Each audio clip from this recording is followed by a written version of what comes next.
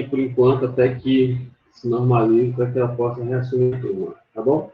Então, nós vamos ficar juntos aí por esses dias, por esses instantes, estudando, aprendendo, conhecendo cada vez mais, tá bom?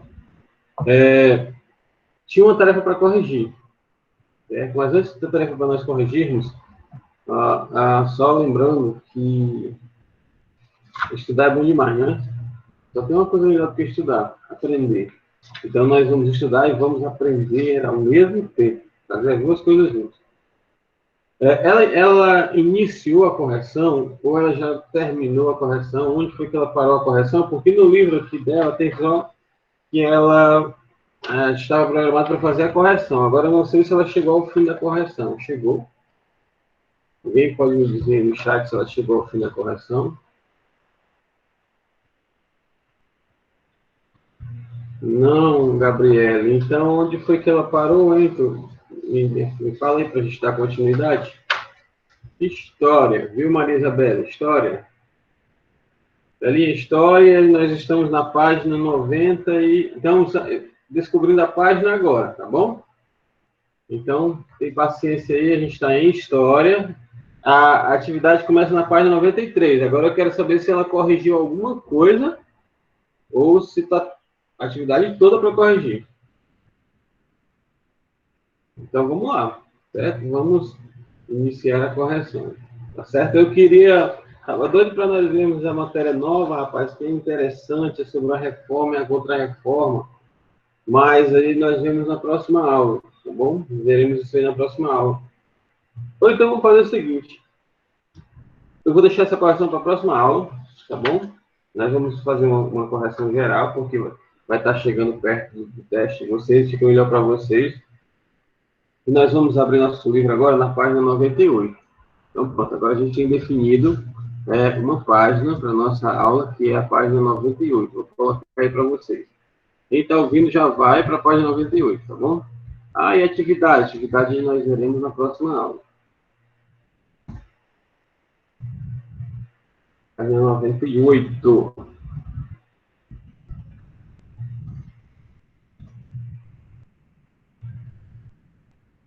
Todos estão com a página 98? Deixa eu ver quem está aí. 26. Chegou mais 25. Às vezes ele está com... Mariano, faz tempo que eu não escuto a sua voz, Mariano. Diga um oi pra gente aí, diga. Diga assim, oi, turma.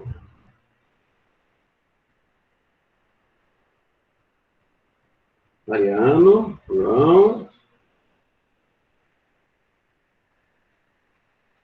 Walter. E aí, Walter, tudo bem, meu irmão? Diga como é que você tá? Tudo bem, professor? Walter, rapaz. Walter, continua estudando, Walter? Tão quente mesmo? Eu me lembro que você estava quente estudando. Se dá sua prova agora, você fazia sem medo nenhum. Certo? Vamos lá.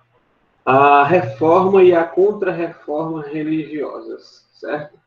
Nós vamos falar sobre um movimento que aconteceu muito importante no decorrer dos movimentos que ocorreram na Idade Moderna.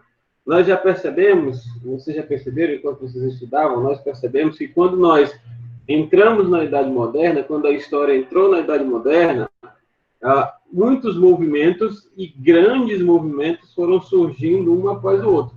Grandes movimentos foram surgindo um atrás do outro.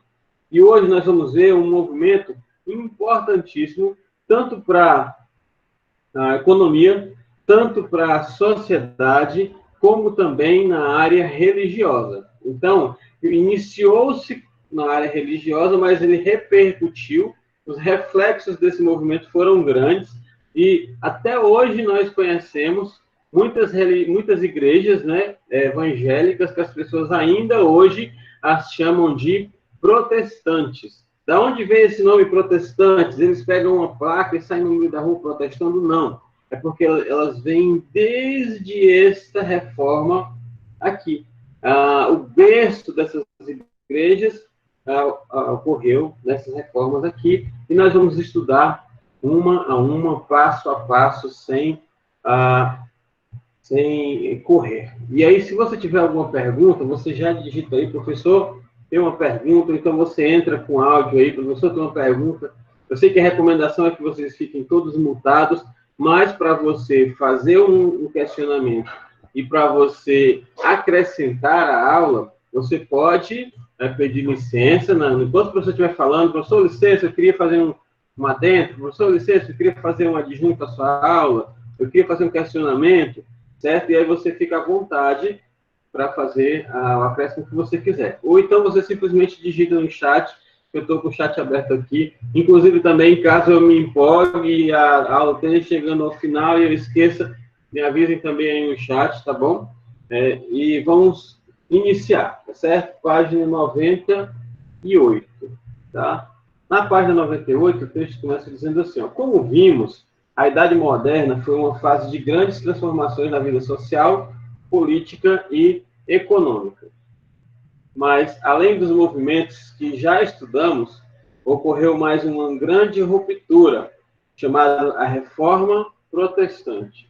Certo? Então, essa Reforma Protestante foi um movimento muito grande, como eu já falei e repito, que até hoje tem reflexos e que nós até hoje os conhecemos, certo?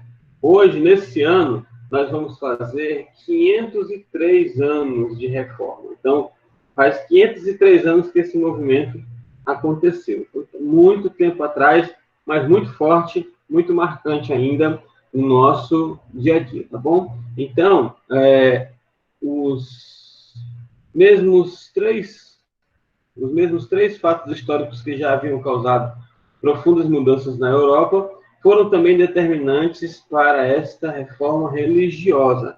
Então, a reforma protestante, ela teve um início, ela teve ali a proposta inicial, era simplesmente um ato religioso, era uma reforma dentro da própria igreja. Mas essa reforma, ela foi reforçada, ela foi estimulada, ela foi alimentada, né, ela foi regada por outras reformas que aconteceram antes, por outros acontecimentos que aconteceram e que vieram antes da reforma, né, que antecederam. E esses acontecimentos são os seguintes. Ó. Primeiro, a formação dos estados. A primeira coisa foi, deixa eu ver aqui, o surgimento da classe burguesa, que apoiou a reforma. Então, os reformadores, eles tinham um apoio financeiro, certo? Eles tinham um apoio pessoal, eles tinham um apoio moral, mas eles também tinham um apoio financeiro, tá ok? Paulo, a página 98 do livro de História, tá bom? A primeira aula de História, a terceira aula de Geografia. Talvez vocês estejam se confundindo com isso aí, tá certo? Primeira aula, História. Terceira aula, Geografia. E a segunda aula de vocês é Ética, tá bom? Então, o diário de vocês hoje está História, Ética e Geografia, produção textual e português. Vocês têm uma jornada até interessante nessa tarde. Então, nesse instante, nós estamos com História e nós estamos na página 98. E nós estamos falando justamente que o surgimento da classe burguesa, nós já não precisamos definir a classe burguesa, nem precisamos definir essa atividade comercial. Uma coisa que vale a pena nós lembrarmos é que eles tinham condições financeiras de apoiar qualquer movimento que eles achassem que necessitaria de seu apoio. Então, a reforma protestante ela foi apoiada por essa classe, a classe burguesa. Outra coisa, outro fato histórico, primeiro foi o surgimento da classe burguesa. O segundo fato histórico foi a formação dos estados monárquicos absolutistas, que também facilitou muito, certo? Já que o reinado e os principados passaram a contestar os altos valores dos dízimos pagos à Igreja Católica, pois atrapalhava a economia, certo? O dízimo, até então, né, o dízimo nessa questão aqui, não estava sendo feito na prática o que de fato conceitua-se a palavra dízimo. Né? A palavra dízimo, nós sabemos que a tradução dela é 10%.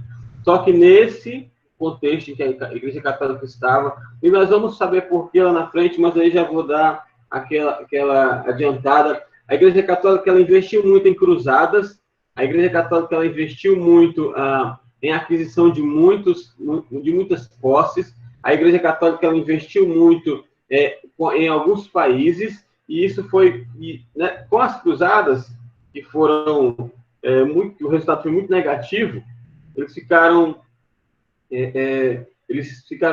com, vamos dizer assim, ficaram com caixa muito baixo, certo? Eles ficaram com as reservas baixas. E aí, para repor todo aquele gasto que não surtiu o efeito que eles esperavam, eles começaram a colocar pressões financeiras sobre a população. E com o Estado monárquico absolutista, eles começaram a reclamar, começaram a questionar por que esses dízimos eram tão altos, por que tinha que se dar tanto para a igreja, por que tinha que investir tanto nessa instituição, e isso aí foi enfraquecendo as bases da igreja. Isso aí foi revelando ações dentro da igreja que não eram tão legais, que foi justamente o terceiro ponto. Deixa eu dizer para vocês aqui qual foi. Então, atrapalhava a economia. E, por último, o renascimento científico e cultural, movimento que rompeu com o pensamento dogmático da Igreja Católica, trazendo o homem para o centro de decisões. Então, o renascimento científico e cultural, ele veio a enaltecer o homem e até fez isso até demais, né? Nós vemos que hoje nós sofremos muito por conta disso, mas naquela ocasião, naquele momento em questão, 98.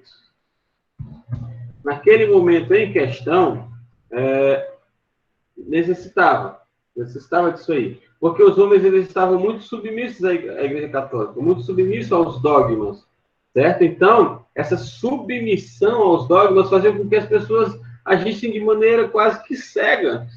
E aí a Igreja Católica precisava de dinheiro e eles diziam que tinham que dar e as pessoas acabavam dando, e os burgueses, os que tinham dinheiro, também agiam de uma maneira cega, essa reação foi justamente o que facilitou, o que abriu as portas, o que construiu uma estrada para a reforma protestante. Mas o interessante é que a reforma protestante, no início, né, inicialmente, ela não tinha um objetivo para a classe burguesa, ela tinha um objetivo para o Estado monárquico absolutista, ela não tinha um objetivo para facilitar nada para a científica e nem para a cultural. O objetivo da nossa abordagem, que o objetivo principal era religioso e não social, nem econômico e nem financeiro, tá bom? Vamos continuar. Logo em seguida, o seu livro aí apresenta 4 personagens muito importantes. 4 personagens que marcaram esse período, que marcaram esse instante da reforma. Os personagens são Lutero, era um alemão, certo? Depois que Lutero fez os seus ensinamentos, depois que Lutero propagou a sua ideologia, surgiram ali dos seus seguidores o luteranismo, e ele foi precursor da reforma luterana. E a gente vai ver ele lá na frente, tá certo? Qualquer coisa, Diego não, que eu está falando aqui. Quem que é esse Gaius Artes? Se estiver travando, tu faz o seguinte, tu sai e volta rapidinho, porque às vezes é a conexão, certo? Como o Diego está falando aí, ó. Às vezes é a internet, tá bom? Diego também, Diego, se der uma travada aí, cara, tu já sabe o que fazer. Tu dá uma saída e volta rapidinho, provavelmente conserte. E se for na minha internet, eu espero um pouquinho que aí volta, tá? Mas aí, antes mesmo que você saia, assim, travou uma vez, travou 2 vezes, não, agora eu vou ver porque pode ser que seja a internet.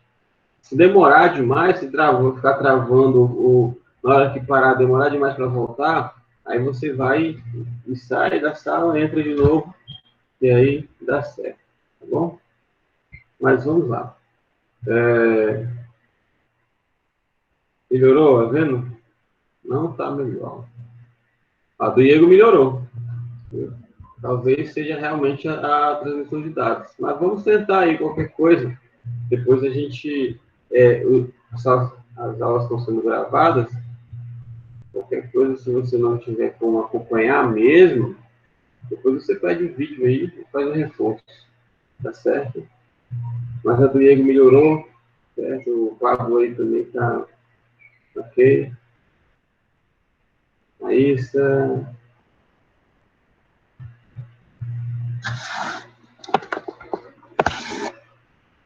Vamos lá. 4 personagens, nós já falamos de Lutero. Né? Do Lutero veio o luteranismo e ele foi o precursor da reforma luterana. Depois nós temos o Henrique VIII, certo? O Henrique VIII, dos seus ensinamentos, das suas ações reformadoras, veio o anglicanismo, né? que foi o precursor da reforma anglicana. Zwingli, certo? Do Zwingli, os ensinamentos de Zwingli foram passados para Calvino, de Calvino para os seus seguidores, e daí veio o calvinismo, que foi um movimento reformador causado por Zurique, certo? Lá no Zurique. E o Henrique é da Inglaterra, certo? Para você ver os pontos, né? Lutero, Alemanha, Henrique, Inglaterra, Zwingli, Zurique. Agora, em Genebra, veio o próprio Calvino. Então, você vê que Zwingli e Calvino, eles se comunicavam, e Calvino até mesmo aprendeu, certo? Aprendeu de Zwingli. E aí, esses 4 foram os 4 personagens principais desta reforma. Mas vamos seguindo, certo? Vamos dar uma movimentada nisso aqui, certo? O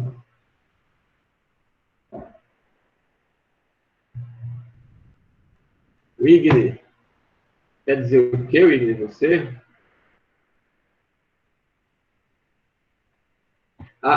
Deixa eu explicar uma coisa para vocês.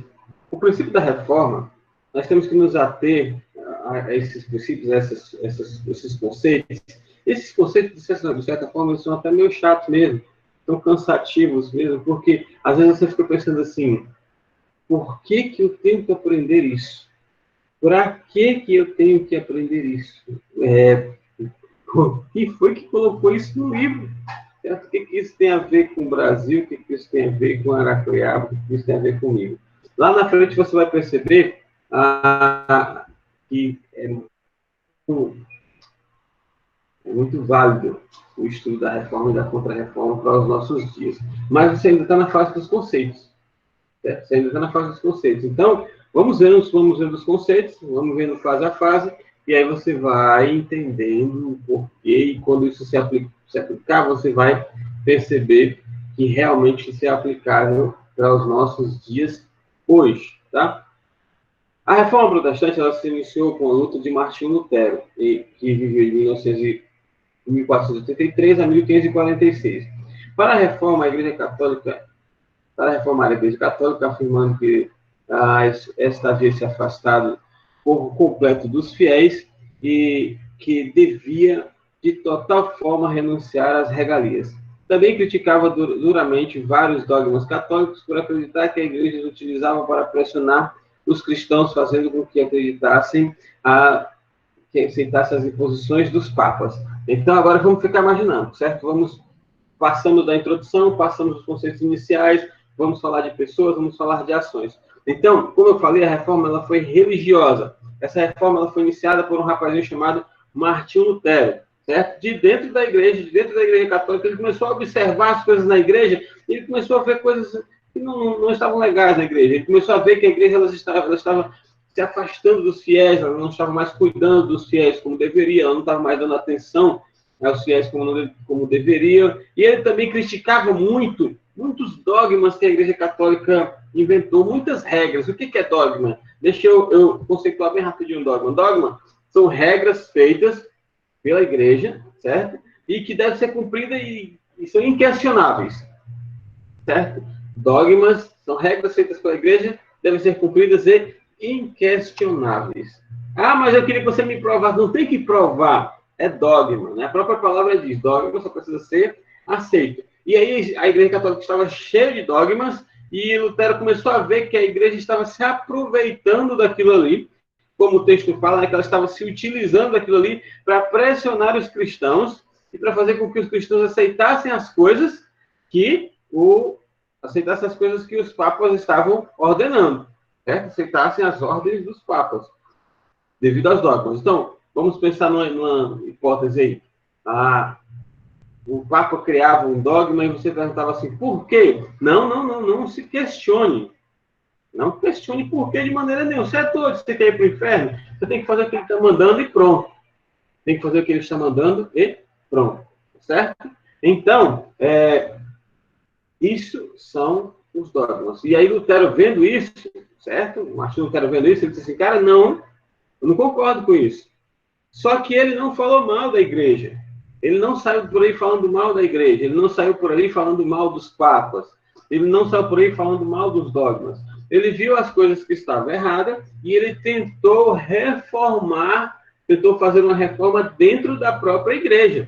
Ele tentou mudar as coisas que estavam lá dentro. Quem é esse Lutero? Certo, Lutero, ele foi um monge agostiniano. Ele era teólogo, certo? Teólogo. Então, ele estudou teologia na igreja, ensinava teologia na igreja e aprendeu mais do que isso na igreja, começou a ver as coisas que estavam acontecendo e por conta disso ele começou a dizer, não, eu não concordo com isso, eu não concordo com isso, eu vou consertar a nossa casa, eu vou consertar a minha igreja, eu vou consertar a igreja católica. E aí ele tentou consertar, ele tentou organizar isso aí. Então, dessa sua tentativa, dessas suas manifestações iniciais, inclusive lá na frente nós vamos ver que uma das manifestações foram 95 teses que ele pregou nas portas da igreja. Tá? Ele pregou lá as suas ideias, as coisas que ele achava errado na igreja foram colocadas na porta da igreja.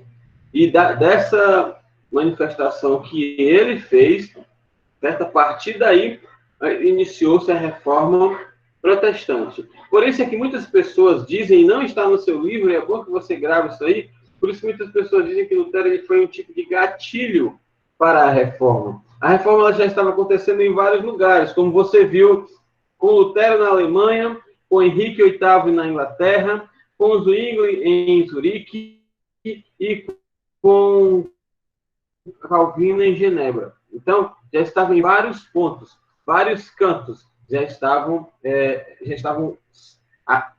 pensando nas coisas erradas que estavam acontecendo, já estavam percebendo a necessidade dessa reforma. Então, os principais fundamentos teológicos dos reformadores ficaram conhecidos como 5 solas. O que são 5 solas? São 5 somentes. São 5 questões somente, certo? Então, ficou-se estipulado esses 5 solas que veio até hoje, que você deve ter ouvido isso aí já na sua igreja, você já deve ter ouvido isso aí em comunidades religiosas pelas quais você passou, certo? Foram as determinações que vieram da reforma, foram orientações, foram instruções que vieram da reforma, tá bom? E que solas são esses? Eu vou dizer as solas agora aqui, ó. Primeiro, é o sola fide, quer dizer somente a fé.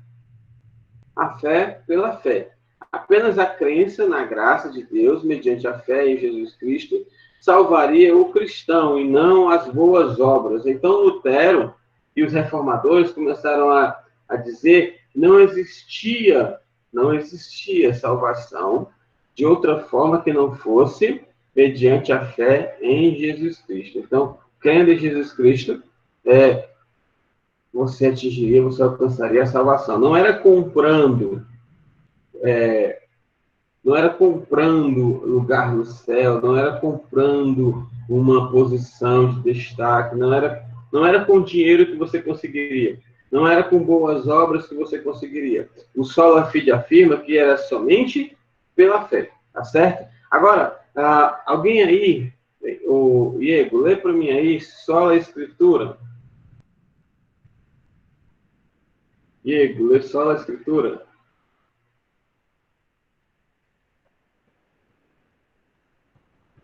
Liga o teu microfone aí e lê pra gente. Sola Escritura.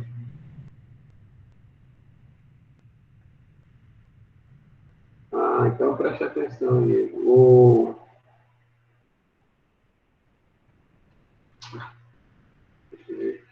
Riquelme, lê para a gente. Lê para a gente aí, Riquelme, lê. Tá certo. A crença nas escrituras como sagradas, no caso da Bíblia, apenas a Bíblia que reúne a palavra e o ensinamento de Deus, era considerado um documento oficial da doutrina cristã. Então, olha aí, ó.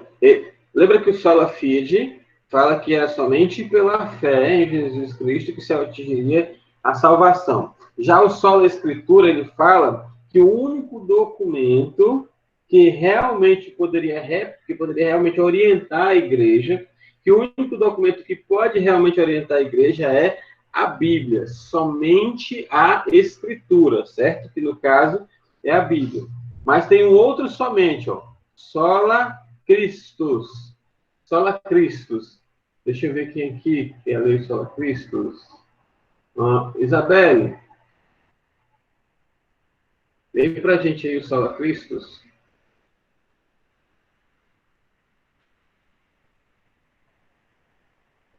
O Isabelle, então, deixa eu ver aqui. Pablo, vamos lá, Pablo. Sola Christus.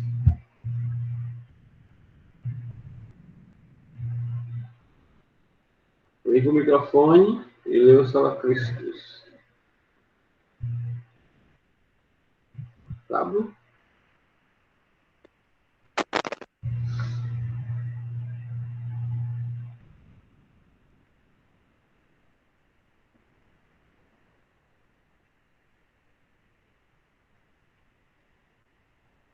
Eu acho que não deu certo pro Pablo. Vamos ver aqui.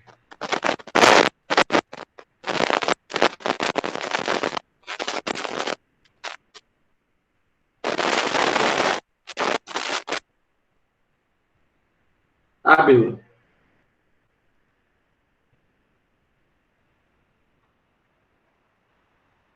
Tá certo, Pablo, pode deixar. Eu registro a sua intenção aqui de ler, tá? Abner, vamos lá, Abner, lê aí.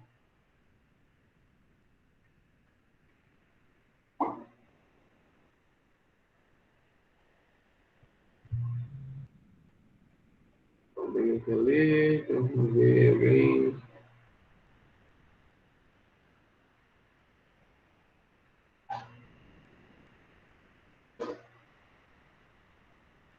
Rogério.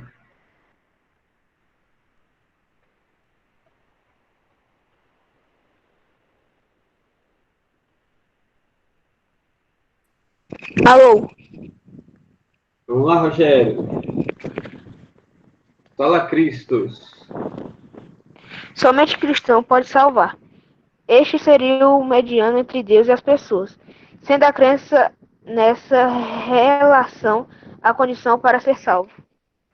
Então, Lutero ele afirmava, pelo Sola Cristo, que somente Jesus Cristo pode salvar. E que para atingir a salvação precisava desenvolver uma relação com esta pessoa, uma relação com Cristo.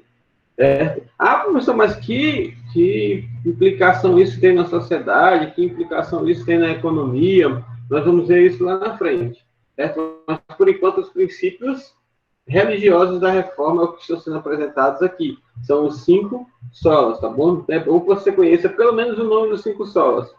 A sola gratia, que é o próximo, o quarto, na verdade, né? Sola gratia. Vamos lá, Maria Isabelle. Ligue seu microfone, que eu vejo que a gente tentando ver. Não está com dificuldade de ligar o microfone.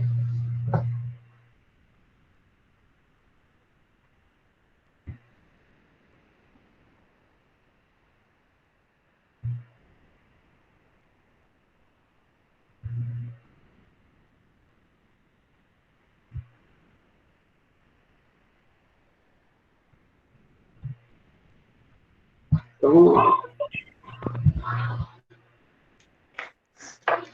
Sola gratia. Somente a graça, o pecador só é salvo pela graça divina. quando se converte à fé cristã, e apenas Deus concederia essa dádiva. Olha o seguinte, então, a Isabela, fica logo aí para tu ler o próximo, certo? Só la graça. Ele está querendo dizer que o pecador ele só poderia ser salvo pela graça. E essa graça é uma dádiva divina. Só Deus poderia permitir esse pecador que ele fosse salvo. E o só lhe deu glória, que é o próximo. Vamos ouvir. Só deu glória. Glória somente a Deus. Como a salvação era dada por Deus, somente ele seria digno de glória. E não os santos, o Papa e os autoridades eclesiásticas. Então, ele está dizendo o seguinte: a pessoa, ela morreu, né, foi para o céu. Ela foi para o céu porque o Papa foi bonzinho com ela. Ela foi para o céu porque a igreja ajudou, por causa dos santos. Não, o só lhe deu glória quer dizer que a glória é dada somente a Deus. E foi Deus que deu a dádiva, foi Deus que deu o dom de salvação para aquela pessoa. Então, somente Deus poderia ficar com a glória, não outra pessoa. Tá bom? Vamos continuar aqui. No ano de 1545, foi realizado o Concílio de Trento, no qual a Igreja Católica decidiu reformar os dogmas da doutrina católica, reorganizando inclusive o mecanismo como Tribunal do Santo Ofício ou Inquisição, para perseguir e condenar à morte aqueles que não seguissem essa doutrina, os hereges, como eram chamadas as pessoas que decidiam não seguir os preceitos inquestionáveis estabelecidos pela Igreja Católica. Lembra que eu falei que a Igreja Católica tem vários dogmas, né? Ela tinha vários dogmas, ela apresentava vários dogmas, inclusive hoje ainda tem alguns ainda, e esses dogmas eles não poderiam ser questionados, esses dogmas eles tinham que ser obedecidos, esses dogmas eles tinham que ser cumpridos, certo? E aí, algumas pessoas começaram a questionar isso aí, começaram a reclamar isso aí, começou a se levantar o movimento, e aí a reforma criou os 5 solas, que nós acabamos de ler cada um deles. Só que a Igreja Católica não ficou quieta com isso. A Igreja Católica ela viu que isso ia prejudicar a organização, que isso ia prejudicar a Igreja. E eles na verdade, eles não contra-atacaram, eles reagiram, certo? Em 1545, realizando uma grande reunião, certo? Uma grande reunião, e essa grande reunião foi chamada por Concílio de Trento. Nessa reunião, a Igreja Católica ela decidiu reafirmar os dogmas, ela começou a apresentar novamente os dogmas, ela começou a dizer, isso é dogma, isso vai continuar sendo dogma, e tem que ser obedecido, não pode ser. Ela fez no concílio, a primeira coisa que ela fez foi reafirmar esses dogmas, e uma segunda ação desse concílio foi que ela reativou uma coisa que tinha sido usada há muito tempo atrás, que era o Tribunal do Santo Ofício, ou o que as pessoas acabam chamando de Inquisição. E o que era isso? Isso era um grupo de pessoas, certo? Grupo de pessoas fortes, de guerreiros, e aí esse grupo de pessoas perseguiam aqueles que resolviam não obedecer às coisas da Igreja Católica. Se você desobedecesse alguma coisa, se você desobedecesse alguma ordem, se você desobedecesse alguma diretriz, você seria perseguido e você seria considerado um herege, um desobediente da Igreja. E por conta disso, você poderia ser até condenado à morte, certo? Você seria perseguido e condenado à morte por causa disso. A Igreja Católica criou esse grupo aí, ela organizou esse grupo que foi o Tribunal do Santo Ofício, ou o que nós conhecemos como Inquisição, para perseguir esses hereges. Tá bom? No finalzinho da página 100, olha aí.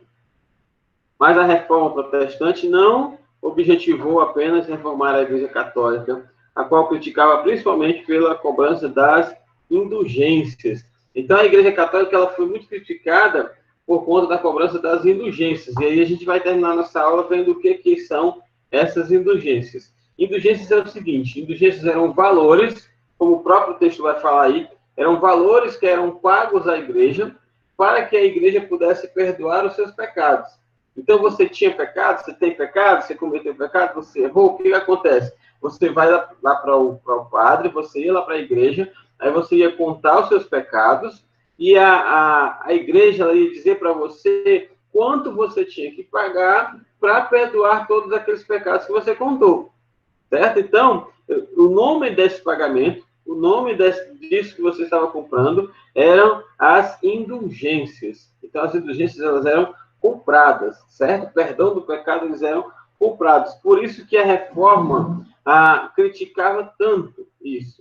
A reforma usava as escrituras para mostrar que isso não tem validade, que não é assim que acontece, que não é desse jeito que acontece.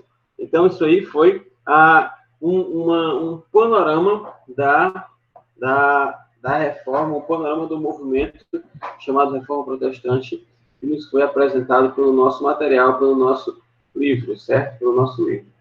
Tá bom? Então, na próxima aula, a gente vai ver algumas coisas que aconteceram antes e algumas coisas que aconteceram pós-reforma. Tá certo? A gente tem 2 minutos aí para comentários, para questionamentos.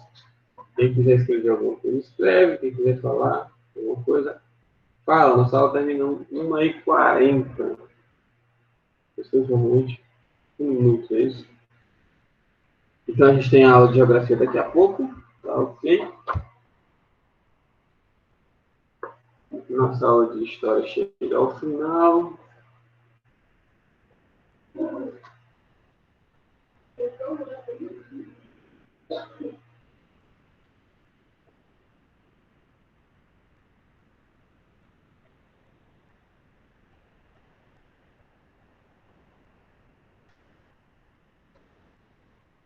Deixa eu só lembrar vocês, esse chat de vocês, ele também é gravado, certo? Então, no final de cada aula, um arquivo vai para os arquivos da escola. Na verdade, vão 2 arquivos para a parte da escola, para a parte da administração da escola. Um arquivo vai para uma aula de vídeo e o outro arquivo vai para o chat de vocês, tá bom? Então, é interessante que vocês usem esse chat para algo proveitoso. Tá ok? E aí o professor pega o chat, o professor observa alguns comentários de alguns alunos, o professor mostra alguns comentários de alguns alunos para a direção e a coordenação e a direção também acompanha os seus acréscimos ao chat. Isso conta pontos positivos e também pontos negativos. Então, até depois, deixa eu só encerrar aqui a gravação. Pronto.